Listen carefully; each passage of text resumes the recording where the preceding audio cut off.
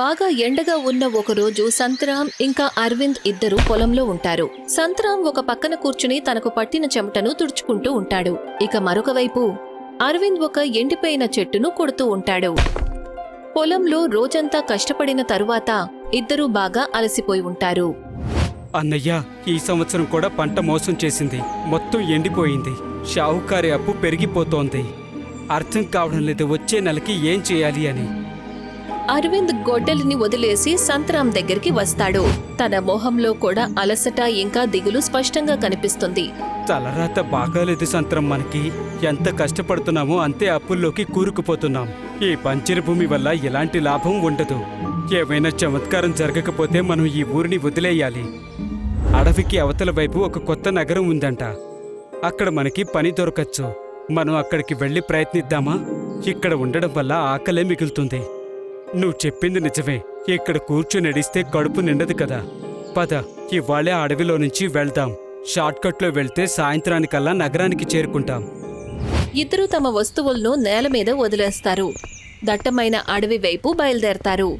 అరవింద్ ఇంకా సంతరాం దట్టమైన అడవిలో ఒక సన్నని దారిలో ముందుకు వెళ్తారు. పైన పెద్ద పెద్ద చెట్లు ఎలా ఉంటాయి అంటే ఎండ కూడా అతి కష్టం మీద కిందకు వస్తుంది. ఇద్దరూ ఎవ్వరినీ అడగకుండా తమకు తెలిసిన దారిలో ముందుకు వెళ్తూనే ఉంటారు. అన్నయ్య, ఈ దారి చాలా ప్రశాంతంగా ఉంది. ఇక్కడ ఏ పక్షి శబ్దమూ లేదు, అలాగే ఏ జంతువు శబ్దమూ లేదు. నాకు చాలా విచిత్రంగా అనిపిస్తోంది. భయపడకు సంతరాం, ఇది మన అపోహ మాత్రమే. మనం ముందుకు వెళ్లాలంతే. పట్నం చేరుకున్న తర్వాత ఇవన్నీ మర్చిపోవచ్చు. మన దృష్టిని దారి మీద ఉంచాలి. ముందుకు వెళ్తూ వెళ్తూ ఉన్నట్టుండి సంతరాం కాలు ఒక చెట్టు వేరుకు ఇరుక్కుంటుంది. అతను నేల మీద పడిపోతాడు. పడిపోయినప్పుడు అతని చెయ్యి నేల మీద ఏదో గట్టి వస్తువుకు తగులుతుంది. అరవింద్ వెంటనే తన దగ్గరకు పరిగెడతాడు. అతను పైకి లేవడానికి సాయం చేస్తాడు. అయ్యో జాగ్రత్త, నువ్వు బానే ఉన్నావు కదా? నేను బానే ఉన్నానన్నయ్య. ఇక్కడ ఆకుల కింద ఏదో ఉంది. అరవింద్ కిందకి వంగి ఎండుటాకులను తోస్తాడు. నేల మీద 2 మాస్కులు కనిపిస్తాయి. ఒకటి తెల్లగా, ఇంకొకటి పూర్తిగా నల్లగా. అన్నయ్య, చూసావా ఇదేంటి? ఇవి మాస్కులు. సంతరాం ముందుకు వెళ్లి తెల్లని మాస్కును తీస్తాడు. అది చేతిలో చాలా తేలిగ్గా అనిపిస్తుంది. సంతరాం దానిని చూస్తూ ఉండిపోతాడు. దాని నుంచి చూపు తిప్పుకోలేకపోతాడు. ఇది ఎంతో అందంగా ఉందన్నయ్య. ఎలా అనిపిస్తుందంటే ఇది నన్ను పిలుస్తున్నట్టు. దీన్ని చూస్తే మనసుకు చాలా ప్రశాంతంగా అనిపిస్తుంది. అరవింద్ నల్లని మాస్కును తీస్తాడు. చేతిలోకి తీసుకోగానే అతనికి చాలా విచిత్రంగా అనిపిస్తుంది. ఈ నల్లని మాస్కు, ఇందులో ఏదో విచిత్రం ఉంది. దీన్ని పట్టుకుంటే నాకు ఎలా అనిపిస్తుందంటే నేను ఏమైనా చేయగలను అని. నా దారికి ఎవ్వరూ అడ్డు రాలేరు. అన్నయ్య, నాకేమనిపిస్తుందంటే వీటిని ఇక్కడే వదిలేయడం మంచిది. ఇవేవో మాయా మాస్కుల్లాగా అనిపిస్తున్నాయి. లేదు, మనం వీటిని మనతో తీసుకువెళ్తాం. నగరంలో వీటిని అమ్మితే మంచి డబ్బు వస్తుందేమో.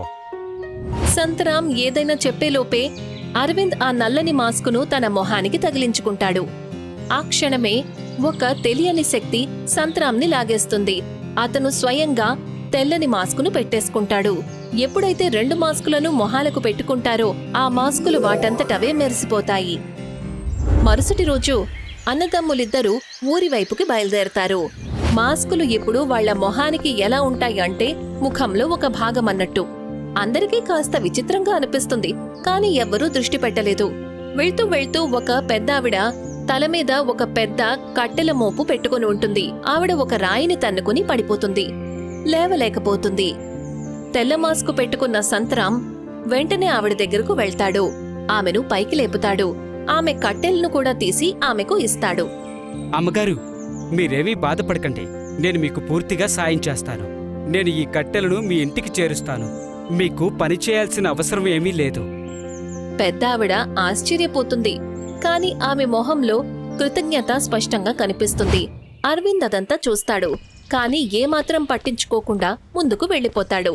ముందుకు వెళ్తూ వెళ్తూ అరవింద్ ఒక వ్యక్తిని ఢీకొడతాడు. అతను ధాన్యపు మూటను మోసుకు వెళ్తూ ఉంటాడు. ఢీకొట్టగానే మూట అతని చేతిలో నుంచి జారిపోతుంది. అరే, చూసుకొని వెళ్ళొచ్చు కదా. నా ధాన్యం మొత్తం నేలపాలు చేశావు. అరవింద్ కోపంగా అతని వైపు చూస్తాడు. వెంటనే కాలర్ పట్టుకుంటాడు. ఎదురుగా ఉన్న వ్యక్తి భయపడిపోతాడు. దారికి అడ్డు రాకుండా వెళ్లాల్సిన బాధ్యత నీకుంది, నాకు కాదు. నువ్వు నాతో మళ్ళీ పెట్టుకున్నావంటే ఈ ధాన్యం తినడానికి నువ్వు ప్రాణాలతో ఉండవు. ఆ వ్యక్తి భయంగా తన సంచిని తీసుకుని అక్కడ్నుంచి పారిపోతాడు. సంతరాం అదంతా కూడా దూరం నుంచి చూస్తుంటాడు. సాయంత్రం సంతరాం ఇంకా అరవింద్ గదిలో 2 వేరువేరు మూలల్లో కూర్చుంటారు. సంతరాం రోజంతా అందరికీ సాయం చేసి అలసిపోయుంటాడు. కాని అరవింద్ వెన్ను విరిచి కూర్చుంటాడు. తన మాస్కు మీద చేతితో రుద్దుతూ ఉంటాడు. తన మీద తనకి గర్వంగా ఉన్నట్టు. సంతరాం తన మాస్కుని తీసే ప్రయత్నం చేస్తాడు. కాని అది ముఖానికి అతుక్కున్నట్టుంటుంది. అన్నయ్య, ఇదేమిటి? నన్ను నేను అదుపు చేసుకోలేకపోతున్నాను. ఇవాళ మధ్యాహ్నం నేను నా భోజనమంతా ఒక బికారికిచ్చేశాను. నిజానికి నాకు ఎంతో ఆకలిగా అనిపించింది. నా శరీరం దానంతటదే ఎదుటి వాళ్ళకి సాయం చేయడానికి పరిగెడుతుంది. నేనలా చెయ్యాలని అనుకోకపోయినా సరే, ఇందులో తప్పేముంది? నువ్వు మంచివాడిగా ఉండు, నన్ను బలంగా మారనివ్వు. ఇవాళ నేను దుకాణదారు నుండి అన్ని వస్తువులు ఉచితంగా తీసుకున్నాను. అతను నాకు భయపడి డబ్బులు కూడా తీసుకోలేదు. దీనినే బలమని అంటారు సంతరాం. లేదన్నయ్యా, ఇది తప్పు. నువ్వలా ఉండేవాడివి కాదు. ఎప్పుడు ఎవరిని భయపెట్టేవాడివి కాదు కదా. ఈ నల్లని మాస్కు నీలో ద్వేషాన్ని పెంచుతోంది. దాన్ని తీసేయన్నయ్యా. అరవింద్ ఉన్నట్టుండి లేచి నిలబడతాడు. కోపంగా సంతరాం వైపు తిరుగుతాడు. నోరుముయ్, నేను దీన్ని ఎప్పటికీ తీయను. ఈ మాస్కు నన్ను బలహీత నుండి కాపాడింది. ఇప్పుడు నాకు షావుకారు గురించి, ఆకలి గురించి భయం లేదు. నువ్వు ఈ నకిలీ మంచితో బతుకు, నాకు నేర్పించుకు ఇవన్నీ. అరవింద్ కోపంగా బయటికి వెళ్ళిపోతాడు. కాని సంతరాం ఇంట్లోనే కూర్చుని తన అన్న ప్రవర్తనలో వచ్చిన మార్పు గురించి చింతిస్తూ ఉంటాడు. అరవింద్ రద్దీగా ఉన్న బజారుకి చేరుకుంటాడు. ఒక చిన్న టిఫిన్ దుకాణంలో కూర్చుని చాలా పదార్థాలు తింటాడు. తర్వాత లేచి వెళ్ళబోతాడు. అరవింద్ అన్నా, దీనికి డబ్బునిచ్చి వెళ్ళండి. నేను ఉదయం నుంచి ఏమీ సంపాదించలేదు. నా చేతిలో ఏదైతే వచ్చిందో అది నా సొంతమైంది. మళ్ళీ డబ్బులడిగితే నీ దుకాణంలో నిప్పంటించేస్తాను. సంతరాం పరిగెత్తుకుంటూ వస్తాడు. అరవింద్ ని ఆపుతాడు. ఆగండన్నయ్యా, ఇది తప్పు. నేను మిమ్మల్ని ఇలా చేయనివ్వను. నువ్వు నా దారికి అడ్డొస్తున్నావా సంతరాం? నీ ఈ మంచి ముసుగులో నువ్వు మీ అన్నకే శత్రువుగా మారావా? నాకలా చేయాలని లేదన్నయ్యా, కాని ఈ మాస్కు నన్ను ఆపుతుంది. ఇది నిన్ను అడ్డుకోమని చెప్తోంది. నిజమే గెలవాలి అంటోంది. అరవింద్ కోపంగా సంతరాంని తోసేస్తాడు. అతను నేల మీద పడిపోతాడు. చుట్టుపక్కల ఉన్న వాళ్లందరూ వెనకడుగు వేస్తారు. ఎవరికీ నమ్మబుద్ధి కాదు. ఏ అన్నదమ్ములిద్దరూ ఊరంతటిలో వాళ్ల ప్రేమకు ఆనవాళ్లుగా ఉండేవారో ఇవాళ ఇలా గొడవ పడుతున్నారు. తనలా ఎందుకు చేశాడో అరవింద్కి కూడా అర్థం కాదు. అతనక్కడ్నుంచి వెళ్ళిపోతాడు. సంతరాం తన వెనకే పరిగెడతాడు. అరవింద్ పరిగెత్తుకుంటూ ఊరి చెరువు దగ్గరికి చేరుకుంటాడు. నీళ్లలో తన నీడను చూసి ఆగిపోతాడు. తన తమ్ముడు మీద చేయి చేసుకున్నందుకు తనలో తను ఎంతగానో బాధపడతాడు. తనలో తనే మాట్లాడుకుంటాడు. నేను ఏం చేస్తున్నాను? సంతరాం నా తమ్ముడు. నేను తన మీద చేయి చేసుకున్నాను. లేదు, అది తప్పు. తను బలహీనుడు. నేను ఈ ఊరి మీద రాజ్యం వేలాలి. అప్పుడే సంతరాం అక్కడికి వస్తాడు. అతను అరవింద్ భుజం మీద చెయ్యి వేస్తాడు. అరవింద్, నువ్వు సమాజం కోసం ప్రమాదంగా మారావు. నా తెల్లని మాస్క్ ఆదేశిస్తోంది చెడుని అంతం చేసెయ్యాలని. నేను నీకు శిక్ష వెయ్యాల్సిందే. కాని ముసుగు ప్రభావంతో అరవింద్ మొహం మళ్లీ కోపంగా మారిపోతుంది. అయితే నువ్వు ఈ గొప్ప మంచితనం కోసం మీ అన్నయ్యనే చంపేస్తావా? రా అయితే, చూద్దాము ఎవరికి ఎక్కువ బలముందో. ఇద్దరూ మళ్లీ ఒకసారి గొడవ పడతారు. మంచి ఇంకా చెడులాగా. ఎలా అనిపిస్తుందంటే ఏదో తెలియని శక్తి వాళ్ళిద్దరూ గొడవ పడేలాగా చేస్తుంది.